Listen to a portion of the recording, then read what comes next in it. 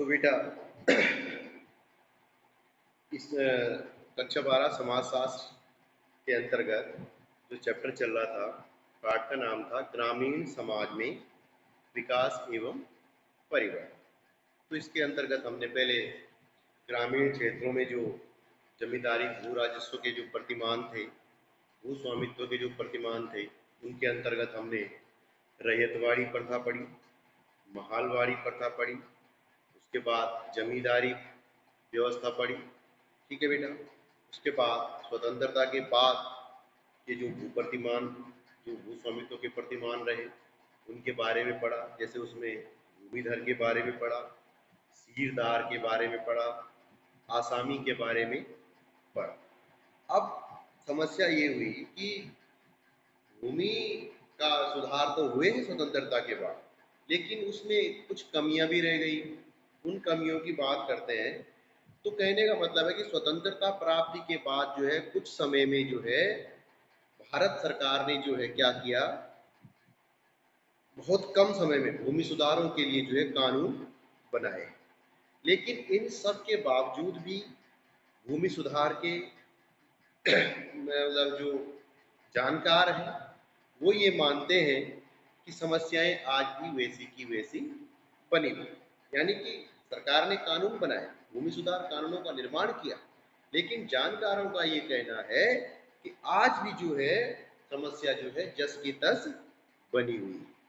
उत्तर प्रदेश एक ऐसा राज्य है, हम उदाहरण यहाँ पे उत्तर प्रदेश का उदाहरण दिया गया है कि यहाँ पे जमींदारी उन्मूलन कार्यक्रम जो है सबसे पहले शुरू किया गया। इसका प्रचार जो है सबसे पहले उत्तर प्रदेश में किया गया। उत्तर प्रदेश में जमींदारी उन्मूलन कानून 1950 ईस्वी में पारित किया गया। 51 में ये कानून बना और 53 में लागू किया। इसके अंतर्गत जमींदारों को केवल उस जमीन को छोड़कर जिस पर वो खेती करते थे, बाकी से बेदखल। यानी कि जमींदार है, जितनी खेती में वो खेती करता था, उस जमीन को छोड़ के बाकी उसको बेदखल कर दिया गया। जमींदारों को इसके बदले मुआवजा भी दिया गया होगा। भाई जिसकी इतनी सारी जमीन है तो उसको जो है, अब जमीन का बंटवारा तो सही होना चाहिए ना, कि भाई ये तो भूमिहीन लोगों की संख्या ज़्यादा हो जाएगी, या कुछ ही व्यक्तियों के हाथ में पूरी भूमि आ जाएगी तो क्या होगा, अधिकांश लोग भूमिहीन हो जाएंगे, मजदूर बनने पड़ेगा। तो इसके लिए जो है जमींदारों से जो है भूमि छीन ली गई, उस भूमि को छोड़ करके जिस भूमि पे वो खेती करते थे, और इसके बदले उनको मुआवजा दिया गया, जो अलग अलग राज्यों में जिस हिसाब से भी रहा होगा उन्होंने दिया। ठीक।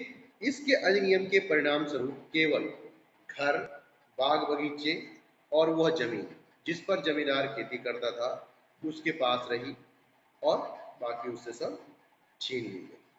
अब इस अधिनियम, जो जमींदारी अधिनियम 1953 जो कानून लागू किया गया, जमींदारी उन्मूलन कानून, तो इसका उद्देश्य ये था कि सबसे पहले जो जमींदारी जो व्यवस्था है ये समाप्त होनी चाहिए। क्यों? इससे क्या होता है कि भूमि जो है कुछ ही व्यक्तियों में केंद्रित, कुछ ही व्यक्तियों के हाथ में केंद्रित हो जाती है। ठीक है। फिर मुआवजा दे करके जमींदारों को भूमि के, जो जमींदारों के भूमि संबंधी अधिकार थे, वो जो लगान लेना जो भी थे, वो सब क्या कर दिया गया, समाप्त कर दिया। तो इस तरह से जो है मतलब कहने का अर्थ ये था कि उत्तर प्रदेश में जमींदारी उन्मूलन कार्यक्रम सफल रहा। तो इसके लिए जो है डेनियल आर्थर नामक जो हमारे समाजशास्त्री है, इन्होंने जो है अपनी पुस्तक भारत में भूमि और श्रम, land and labour in India में लिखा है कि इस अधिनियम के लागू होने के बाद 5 साल तक जो है जो सर्वेक्षण किया गया, जिसमें कहा गया कि परिणाम चाहे कुछ क्यों ना हुए हो, पर सच्चाई यह है कि गांव में 10% परिवार अभी भी जो है गांव की 50% भूमि के स्वामी हैं। यानी कि भूमि सुधार आंदोलन हुए, उसके बाद जब अध्ययन किया गया, डेनियल आर्थर साहब ने किया अध्ययन, तो इसमें ये अध्ययन में ये पाया गया कि गांव की जो 10 परिवारों के पास ही जो है 50% भूमि। तो ये कार्यक्रम कहाँ सफल हो पाया कि भाई 10 लोगों के पास आधा गांव है और आधे गांव के पास उतनी जमीन है कि जितनी 10 लोगों के पास। तो इसलिए जो है कहने का मतलब ये, तो भूमि सुधार अपने घोषित उद्देश्य को प्राप्त करने में क्या रहे, ये तो पता चलता है सफल। भाई तुमने भूमि सुधार कार्यक्रम क्या लागू किया, कि भाई जब आज भी आप अध्ययन करने जाते हैं तो गांव में देखते हैं कि 50% भूमि तो खाली 10% परिवारों के पास और आधी भूमि पूरा गांव। तो ये कहाँ वितरण है, समान वितरण है ही नहीं, तो ये बात कहाँ सफल हो पाई। ठीक है बेटा, तो इसलिए जो है ये इसके लिए जो है उन्होंने बोला कि नहीं हो पाई है, सफल बिल्कुल भी नहीं हो पाई।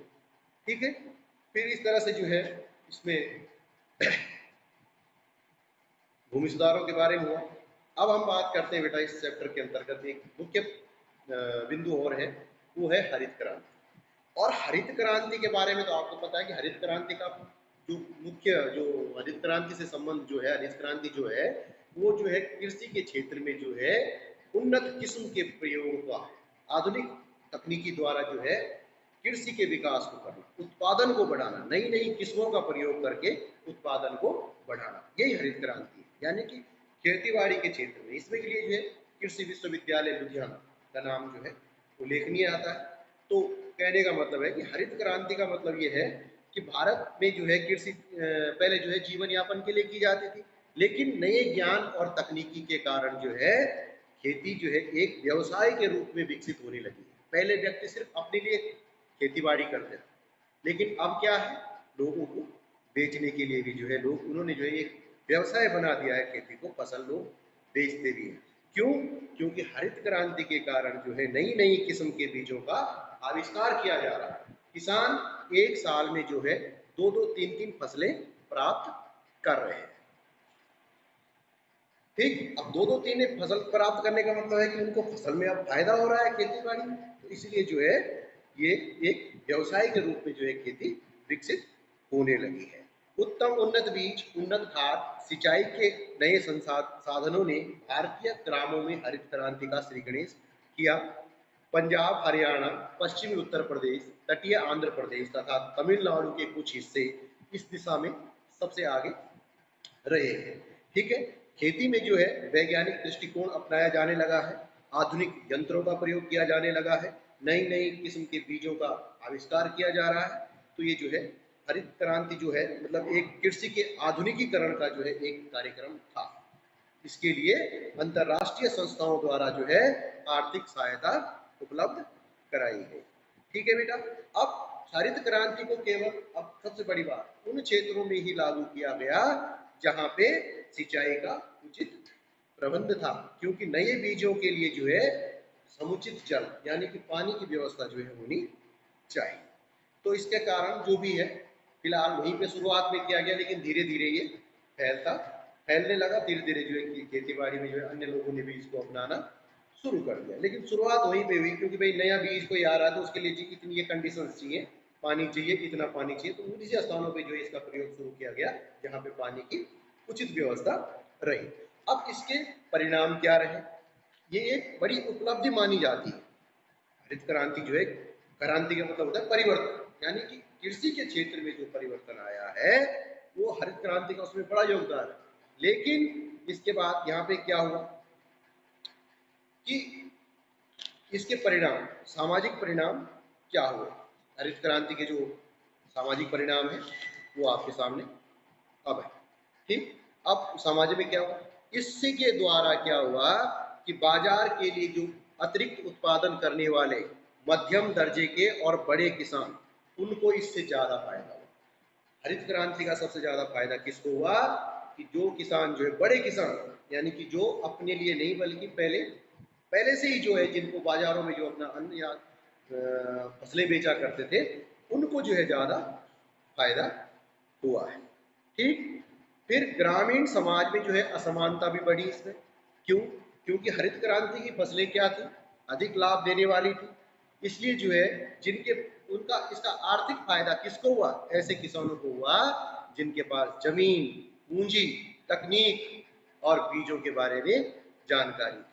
अनेक भूस्वामियों और पट्टेदारों ने जो है किसानों से क्या करा, अपनी भूमि को भी वापस ले लिया। इससे क्या हुआ कि धनी किसान तो और संपन्न हो गए, और जो बेचारे गरीब किसान थे वो क्या हो गए, कमजोर हो गए, वो जो है बिल्कुल भूमिहीन हो गए। मतलब उनकी स्थिति जो है बिगड़ गई। क्यों? क्योंकि अब कृषि फायदे का सौदा हो गया। जो किसानों ने किसी और की भूमि पे खेती करते थे उन्होंने भी अपनी भूमि वापस ले ली, परिणाम क्या हुआ, उस किसान की स्थिति और खराब हो गई, उसको जो है कृषि मजदूरपन के भी जो है जीवन जीना पड़ा। ठीक है बेटा। फिर ग्रामीण क्षेत्रों से नगरीय क्षेत्रों में परिवर्तन बढ़ा। अब हुआ क्या कि अब जो है खेती में जो है नई नई तकनीकों का प्रयोग होने लगा। ट्रैक्टर, थ्रिलर, थ्रेसर, जो भी कृषि के नए नए औजार थे। अब गांव में जो लोग मजदूर खेती में मजदूरी करते थे, कृषि मजदूर करते थे, तो अब उनके पास काम ही नहीं बचा खेती में। इसलिए उन्होंने जो है गाँव से छोड़ करके क्या किया, नगरीय क्षेत्रों की ओर पलायन शुरू कर दिया, नया रोजगार ढूंढने के लिए। तो यही सामाजिक परिणाम इसका था। फिर है ग्रामीण मजदूरों की दुर्दशा। कहने का मतलब क्या है कि इससे जो है धनवान थे वो और अधिक धनवान हो गए, और वो और गरीब होते चले। इसलिए जो है, पर यह बात ये रही कि अनेक क्षेत्रों में मजदूरों की मांग बढ़ने से कृषि मजदूरों का रोजगार और उनकी दिहाड़ी में भी बढ़ोतरी हुई। अब समस्या क्या हुई, कृषि मजदूर थे, अब वो जो है अन्य क्षेत्रों में भी गए तो वहां भी जो है मांग बढ़ी, चाहे औद्योगिक क्षेत्र हो चाहे अन्य क्षेत्रों में, खेती बाड़ी का काम छोड़ के शहरों में आना शुरू कर दिया, तो वहां भी उनको जो है वेतन मिलने लगा। चलो खैर जो भी रहा, लेकिन कुल मिला के जो है समाज अच्छे नहीं रहे। आज के लिए इतना।